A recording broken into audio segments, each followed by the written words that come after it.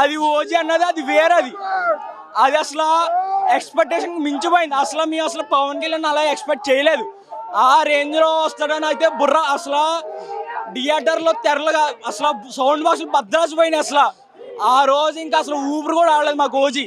ఇప్పుడు ఇంక వస్తాడు భగత్ సింగ్. ఇది అయితే ఫుల్ ఎంటర్టైన్మెంట్ అయితే అనుకుంటున్నాం. ఎక్స్పెక్టేషన్ మించి ఉంటుంది ఖచ్చితంగా.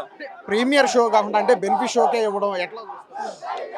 బెనిఫిట్ షో లేదు. ఇప్పుడు ప్రీమియం షో అనేది ఇప్పుడు మనకి హాలిడే, ఇప్పుడు ఉగాది రంజాన్ వచ్చిన వల్ల సెలవులు.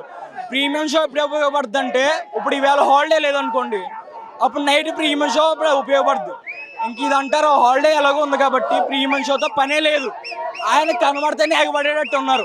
ఇంకా అప్పుడు ఆయన కనబడితే చాలనుకున్నప్పుడు ప్రీమియం షో అయితే ఉంది, నార్మల్ షో అయితే ఉంది, ఏదైనా ఒకటే మాకు.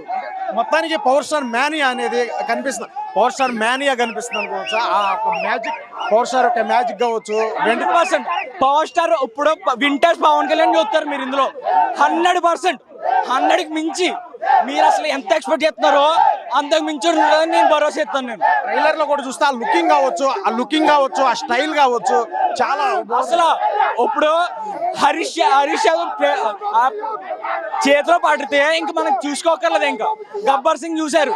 గబ్బర్ సింగ్ ఎలా ఉందంటే ఏం చెప్తారు? అలాగే ఇది కూడా అంతకు మించి ఖచ్చితంగా అంతకు మించి అయితే ఉంటుంది.